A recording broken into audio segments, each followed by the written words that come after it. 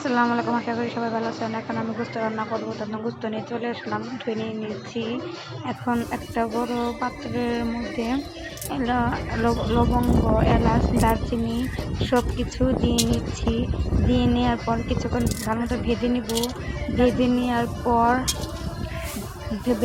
সব কিছু ভেজে নিয়ে আর একটু ভাজা ভাজা হলে তারপরে একটু নেড়ে চেড়ে নিচ্ছি ভাজা ভাজা করার জন্য। তারপরে পেঁয়াজ কুচি দিয়ে দিব। পেঁয়াজ কুচি দেওয়ার পর তারপরে আদা বাটা, রসুন বাটা, জিরা বাটা, এলাচ, দারচিনি বাটা সব দিয়ে দিচ্ছি। দেওয়ার পর আবার দেওয়ার পর পরিমাণ মতো তেল দিয়ে নিচ্ছি, কারণ গরুর মাংস যত তেল দিবে তত মজা লাগবে।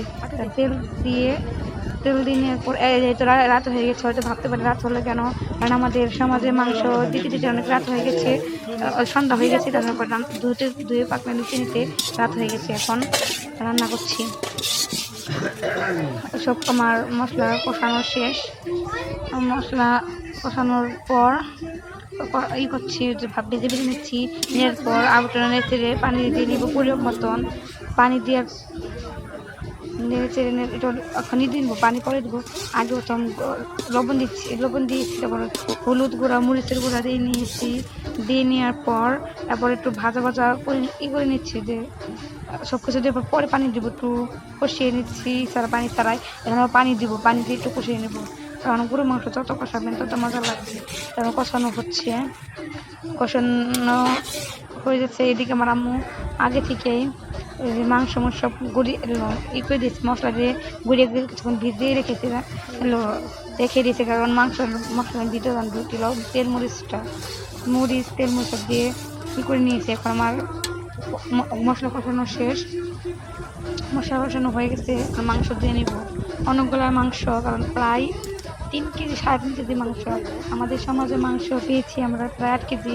তার মধ্যে বেশিরভাগ রান্না করছি, কারণ কোরবানির মাংস কোরবানি দিতে মজা লাগে, তার বেশি বেশি করে রান্না করে নিচ্ছি। পরে ফ্রিজে রাখলে একটা ফ্রিজে রেখে মজার গন্ধ আসে, তাই এতটা মজা পাওয়া যায় না ঈদের দিনের মতন। তাই আজকে অনেকগুলো করে রান্না করে নিচ্ছি।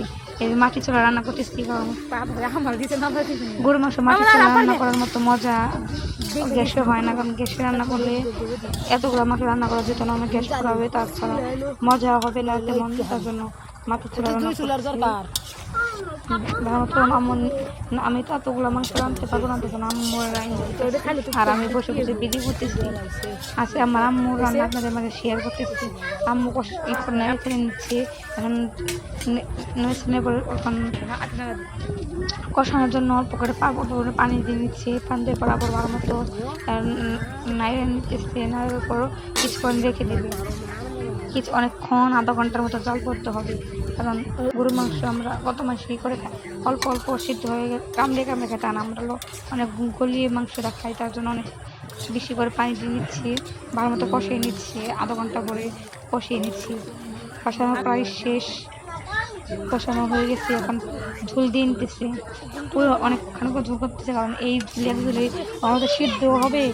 প্রায় আধা ঘন্টা কষাচ্ছি, আধা ঘন্টা। এখন আবার আধা ঘন্টা করে ঝোলটা শুকাবে, প্রায় 1 ঘন্টা, আবার আধা ঘন্টা রেখে দেবো। প্রায় এখন বাজে রাত 9টা। আমাদের গরু মাংস রান্না করা শেষ। আসলে আমার বাসায় সবাই ভালো থাকবেন, এভাবে রান্না করে দেবেন, অনেক স্বাদ লাগবে। আমার পেজটাকে সবাই ফলো করবেন। আসসালাম।